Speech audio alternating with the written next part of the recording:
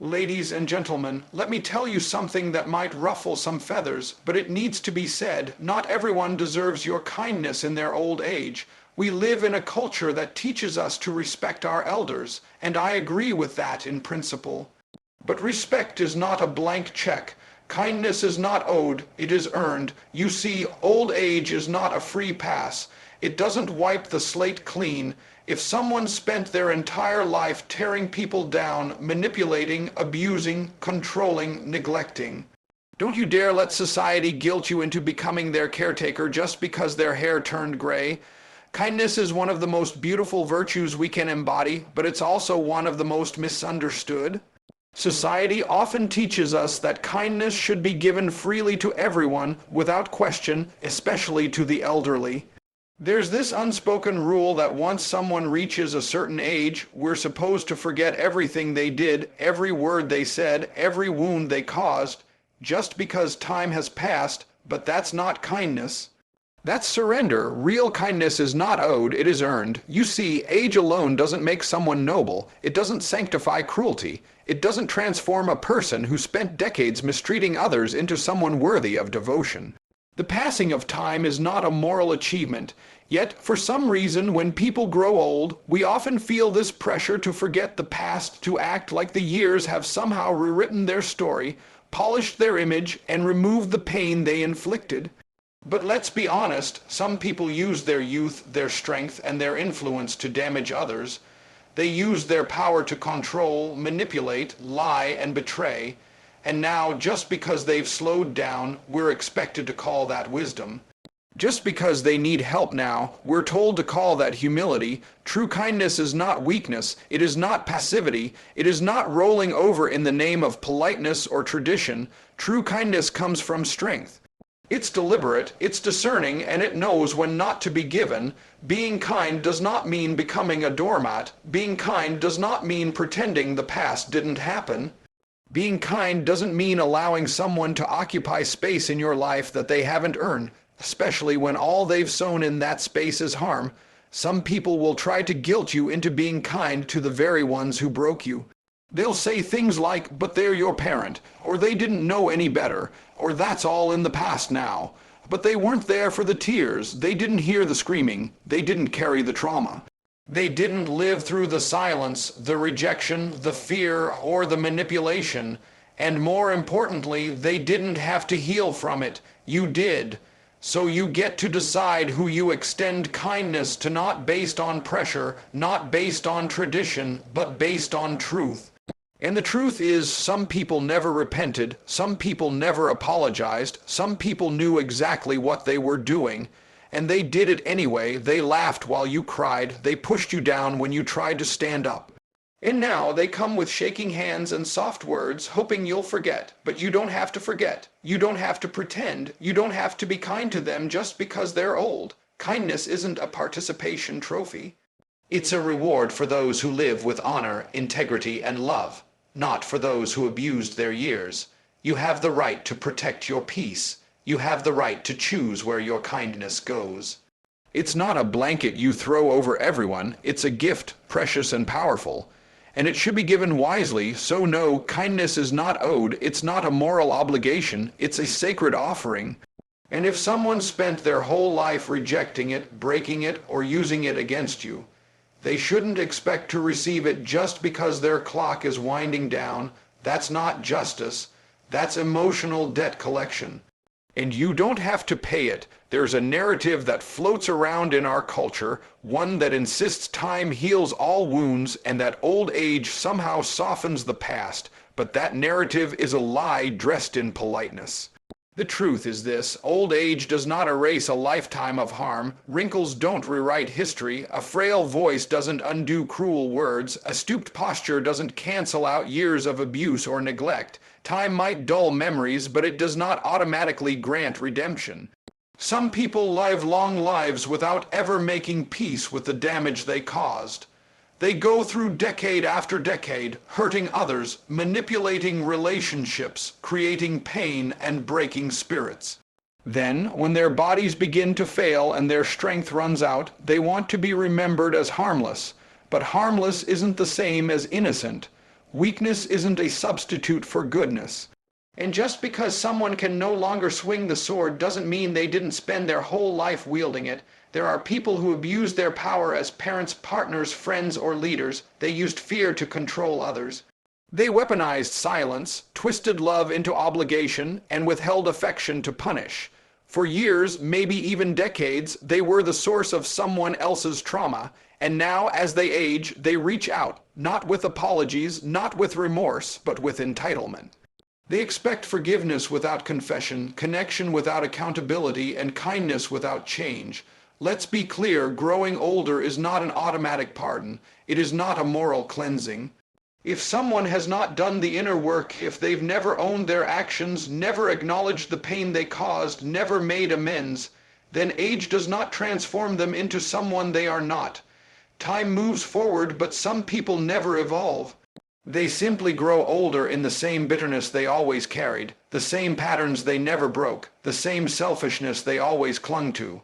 Society often paints them as victims. Victims of time, victims of loneliness, victims of a world that moved on without them. But that's not the whole truth. In many cases, they are not victims of time, they are reaping what they sowed. Isolation didn't just happen to them. People walked away because they had to. Relationships died because they were suffocated by cruelty or indifference. And now, as those consequences take shape in old age, we're told to show compassion without hesitation, to step in as caretakers for those who never cared for us. It's a difficult position to be in, especially for those raised to believe that caring for your elders is a sacred duty. But sacred duties are only sacred when they don't require the sacrifice of your soul. If the person in question used their strength to destroy others and never used their vulnerability to repair what they broke, then their old age is not a redemption story. It's just the closing chapter of a life poorly lived. There is no virtue in pretending someone's past didn't happen just because they're nearing the end of their life. Denial isn't compassion, forgetting isn't healing, and pretending isn't love. Real healing begins with truth, and sometimes the truth is that someone you're being asked to care for is the same person who made you feel unloved, unsafe, or unseen for years. Old age may make someone look fragile, but it doesn't absolve them. It might earn them patience, maybe even distance with dignity, but not automatic kindness, not if they never earned it, not if they never changed. Time can only heal what people are willing to face, and if they never faced it, then time just passed. It didn't fix anything, and we are not required to act like it did. Forgiveness is one of the most misunderstood concepts in human relationships. People talk about it like it's a magic eraser, something that's supposed to make everything okay again, as if once you say, "I forgive you," everything goes back to normal, but that's not how it works. Forgiveness is about freedom, not access. It's a personal decision you make to release yourself from the weight of bitterness, to let go of the poison someone else handed you. But it doesn't mean you owe them space in your life. It doesn't mean you let them back in. Forgiveness is not an open door, it's a closed chapter. We've been conditioned to believe that if we truly forgive someone, we'll also reconcile with them, talk to them again, maybe even take care of them when they're older. That's not forgiveness. That's forced reconciliation, and it's dangerous. Reconciliation requires two people. It requires change, accountability, effort, humility. It requires the one who did the harm to take ownership of it. And too often, the ones who caused the most damage show up years later, broken by time but still whole in their pride, asking for connection without ever offering repentance. Let's get something straight. You can forgive someone completely and still never speak to them again.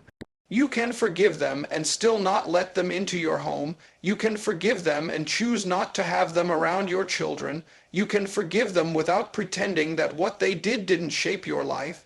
Forgiveness is an inside job. It's your decision to stop carrying the weight of resentment, not your agreement to carry them through old age. And when it comes to people who hurt you deeply, especially those who did it repeatedly, intentionally, or without remorse, you have every right to guard your space. You have the right to say, "I release you, but I don't trust you." You have the right to say, "I forgive you, but I don't owe you my time," because access is not part of the forgiveness package. Access is earned, and it's maintained through trust, respect, and a track record of changed behavior.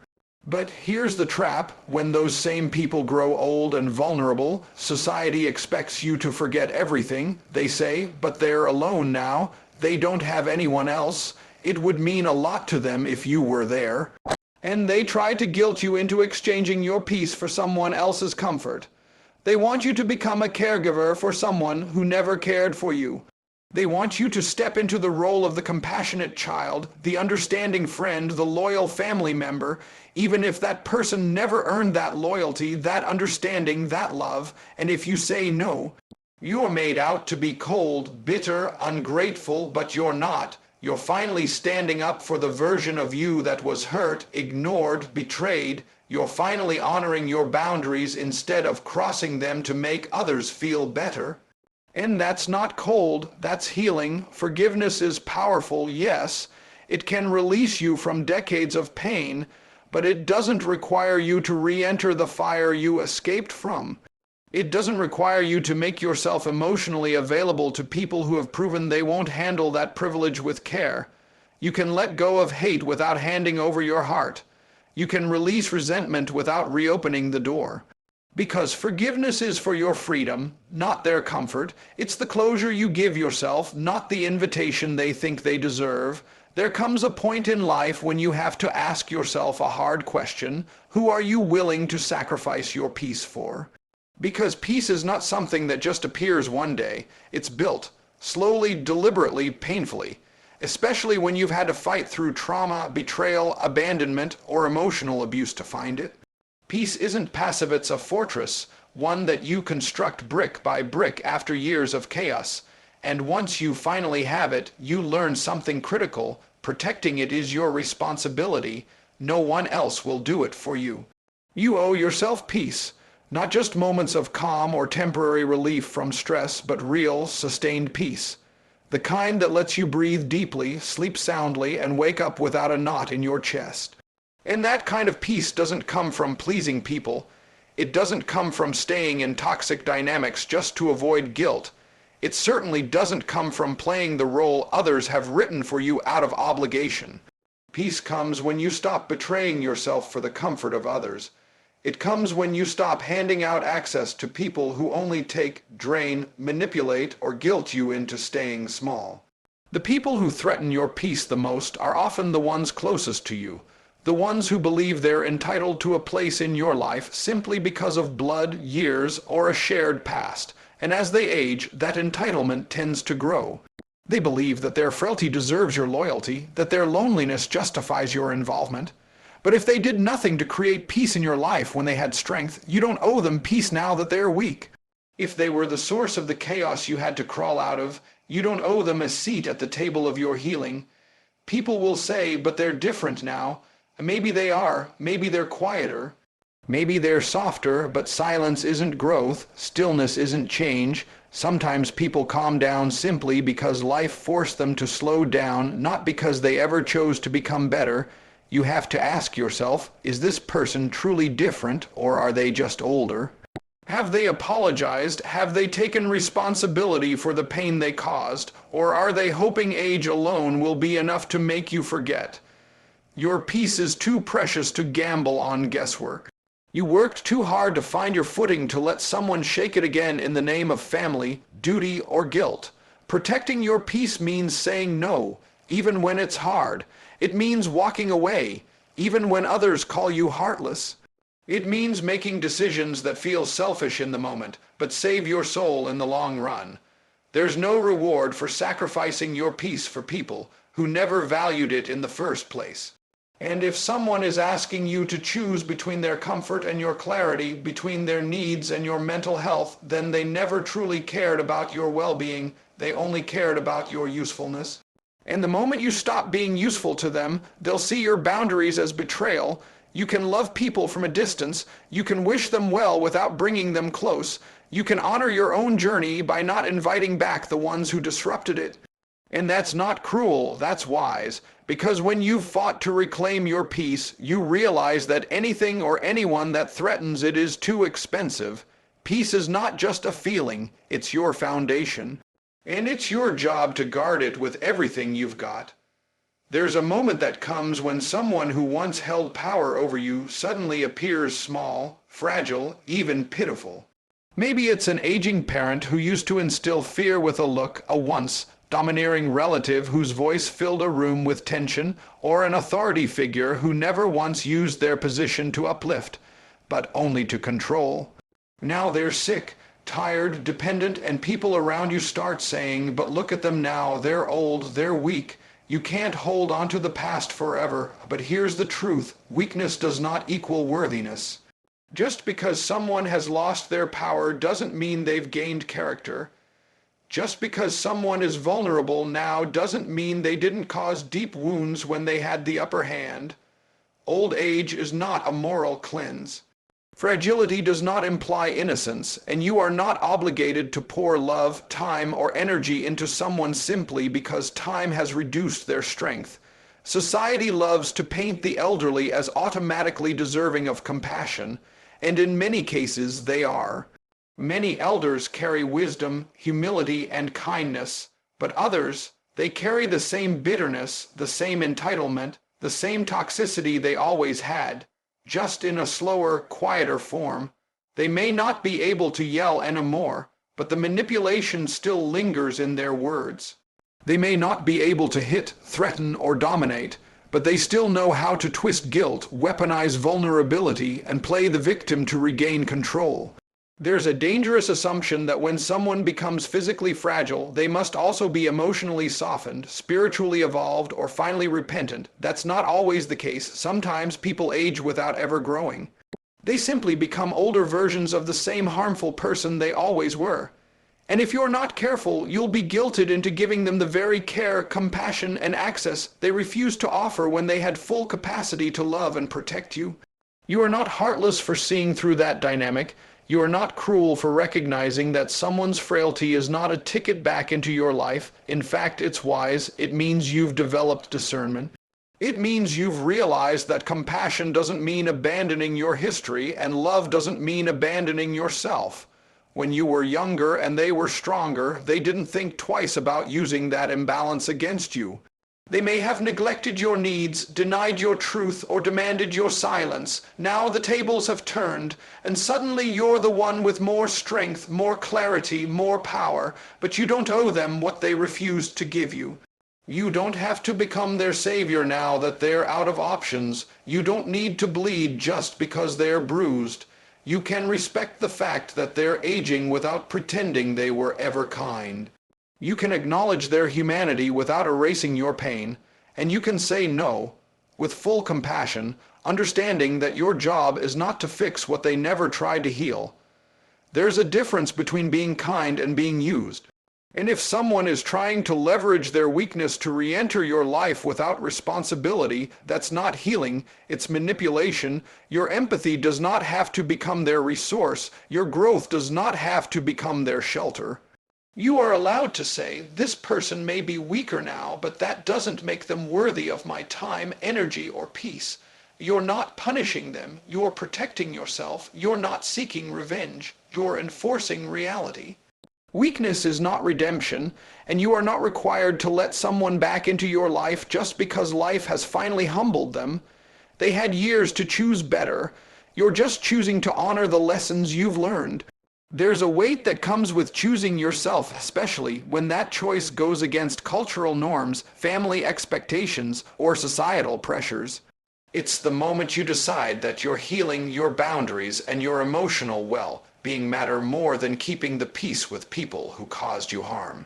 And when that decision involves someone who's older, someone who raised you or held a position of authority in your life, the guilt can be suffocating. People will question your heart, your loyalty, your morals.